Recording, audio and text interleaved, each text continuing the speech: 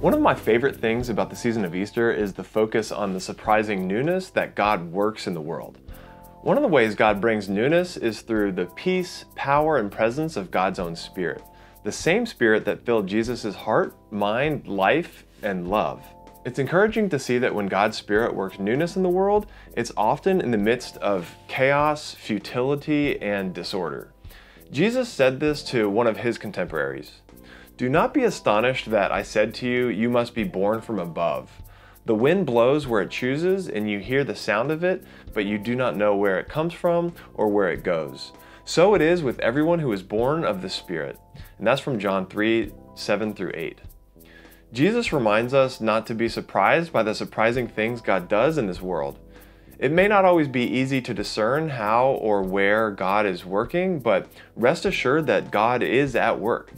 Sometimes this is evident, like when God created the heavens and the earth, bringing order and stability out of chaos.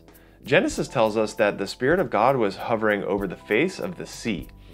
Or when God freed Israel from slavery in Egypt, a wind of God, which is the same word as Spirit in Hebrew, separated the waters, allowing the people to escape.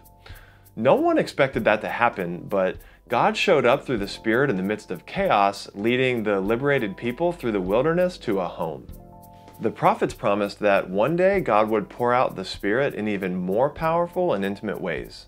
Jesus, through his life, teaching, death, and resurrection, brought that future into the present so that God's Spirit now works in us, through us, and among us in unexpected ways. Just as we can't predict the wind's path, God's Spirit is free to accomplish God's goals in unexpected ways. Brian McLaren reflects on the Spirit in John's Gospel, saying that if Jesus were physically present and visible, our focus would be on Christ over there, right there, out there. But because of his absence, we discover the Spirit of Christ right here, in here, within.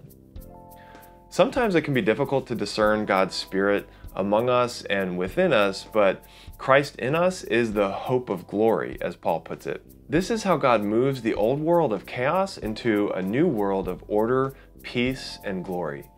God's Spirit draws us into divine love that reshapes the earth by transforming us into people who love God and love all of our neighbors, even those we struggle with. In what areas of your life are you seeking newness? Let's open our hearts to receive the newness God always wants to offer, even if it's different from what we expect or hope for.